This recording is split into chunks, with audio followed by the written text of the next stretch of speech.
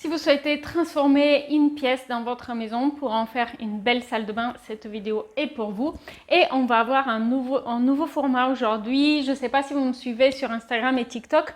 J'ai expérimenté avec un nouveau format où je vous propose deux options. Donc vous pouvez comparer deux options d'aménagement et me donner votre préférence. Et je voudrais introduire ce nouveau format sur YouTube maintenant. Avant de poursuivre, n'oubliez pas de vous abonner puisque vous trouverez sur cette chaîne deux vidéos chaque semaine. Le mardi, une vidéo inspiration comme celle d'aujourd'hui où vous allez pouvoir trouver un modèle 3D d'aménagement d'intérieur qui va vous aider à trouver des idées, inspirations et conseils pour votre projet. Le jeudi plutôt, une vidéo conseil travaux également publiée sur le podcast Travaux de Mira qui est disponible sur toutes les plateformes. Allez, maintenant, je vous invite à venir derrière l'écran de mon ordinateur et on va voir ces deux exemples. N'oubliez pas de regarder la vidéo jusqu'à la fin et de commenter en me disant laquelle des deux options était votre préférée, A ou B. Et comme je vous disais, il s'agit donc d'une salle de bain de plutôt grande surface qui, en rénovation, sera aménagée dans une pièce existante de la maison. Donc, si vous avez la chance d'avoir une pièce de trop qui peut être aménagée en salle de bain, si c'est un projet qui vous tente pour créer, par exemple, un espace suite parentale à côté de votre chambre principale, pourquoi pas, eh bien, je pense que vous allez apprécier ces deux options. Donc ici, on a la première option qui a une déco, on va dire, proche de la nature avec des couleurs inspirées de l'extérieur en beige avec un sol et un soubassement en travertin et puis une peinture en vert assez foncé pour les parties boiseries de notre mur au fond, avec de chaque côté de la baignoire un cadre en boiserie où on va avoir un papier peint avec des motifs végétaux. On va faire maintenant le tour de la pièce, ce qui va vous permettre donc d'apprécier l'aménagement de cette option pour par la suite le comparer avec la deuxième option que je vais vous montrer.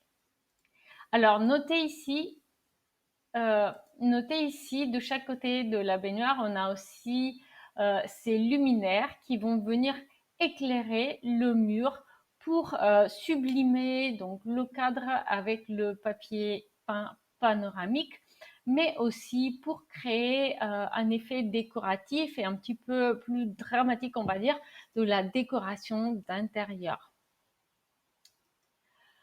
Le mur foncé, en vert foncé qui longe la baignoire, eh bien, il va créer aussi une ambiance plus cosy pour l'espace baignoire qui va être très, très agréable au quotidien. Donc ici, la baignoire, elle est simplement posée au sol. Comme vous pouvez le voir, il n'y a pas d'estrade.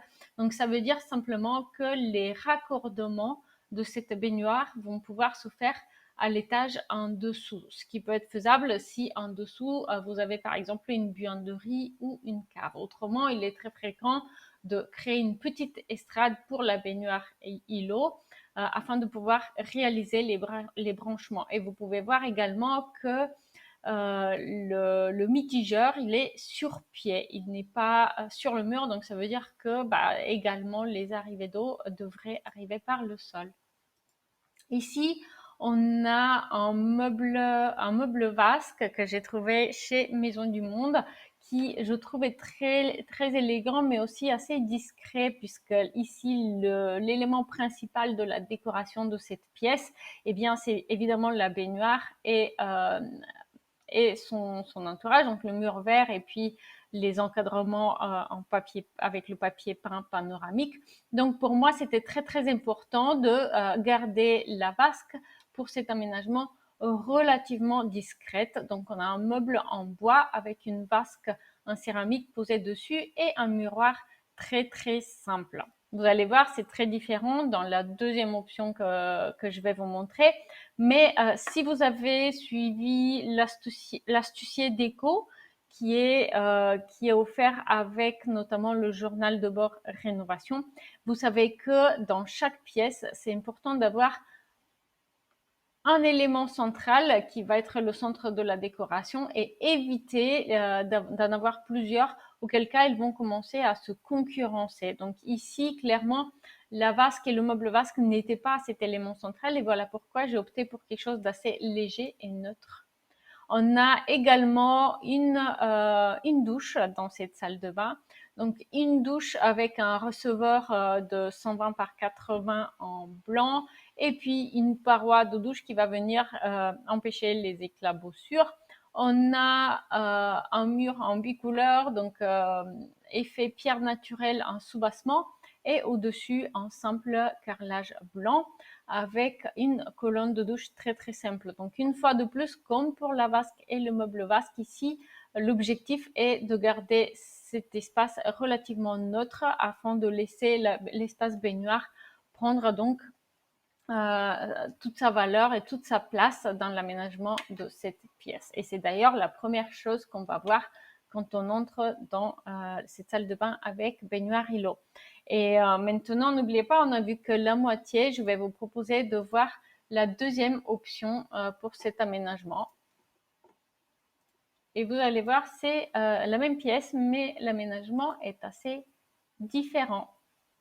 Allez, on va faire rapidement le tour de la pièce et puis après, je vais vous apporter mes commentaires.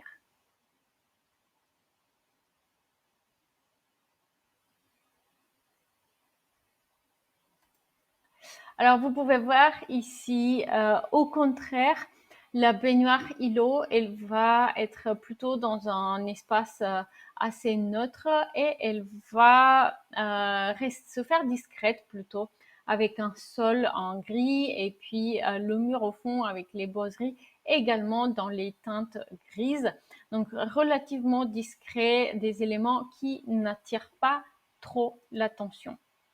Dans cet aménagement, en revanche, c'est justement l'espace autour de la vasque qui va prendre toute son importance en matière de décoration et donc il va être plus imposant déjà avec un meuble vasque qui est composé d'une vasque assez imposante avec un plan de vasque sur la gauche et une vasque assez large sur la droite, un meuble en bois qui vient supporter cela avec un tiroir sous la vasque et puis une étagère de rangement sur la gauche. On a une crédence à l'arrière qui est accordée avec la vasque et quelques rangements plutôt décoratifs au-dessus, des rangements hauts qui vont servir pour les choses qu'on n'utilise pas tous les jours. Et puis là, on a aussi un cadre décoratif qui vient compléter l'espace et qui peut être admiré justement depuis la baignoire en position allongée. Donc dans cette option, c'est plutôt l'espace vasque, le meuble vasque et tous ces rangements qui vont être l'élément central de la décoration de la pièce. On a également une petite douche, enfin une petite, elle est assez spacieuse en fait la douche, 120 par 80 toujours, assez discrète également. On a un sol qui est beaucoup plus neutre ici dans cet aménagement et un petit tapis de sol qui va être au centre de la pièce. Voilà, ici vous pouvez voir donc notre espace douche qui est également assez discret et puis des murs autrement dans la teinte blanc et beige avec du gris également pour cet aménagement de la salle de bain. Le receveur de douche ici, il est plutôt un gris foncé, donc effet ardoise. Donc n'hésitez pas à me dire en commentaire laquelle de ces deux options vous inspire plus, laquelle vous préférez. Je sais qu'en tout cas sur Instagram et TikTok, j'ai reçu beaucoup d'avis, beaucoup de réponses au sondage et ça fait vraiment très très plaisir parce que ça permet de vous connaître mieux, de connaître vos préférences et d'avoir plus de retours sur ce qui plaît moins. Voilà. Merci d'avoir vu cette vidéo. N'oubliez pas, vous pouvez voir sur mon site web pas moins de 30 projets 3D, pièce par pièce de la maison. Pour cela, suivez le lien qui est dans la description. Vous allez également recevoir par email la checklist de la rénovation, la checklist qui a été téléchargée par presque 10 000 personnes à présent. Donc, elle a fait ses preuves, elle a aidé pas mal de personnes à avoir une vision claire sur une page de leur projet de rénovation. Merci, à très vite en ligne, salut!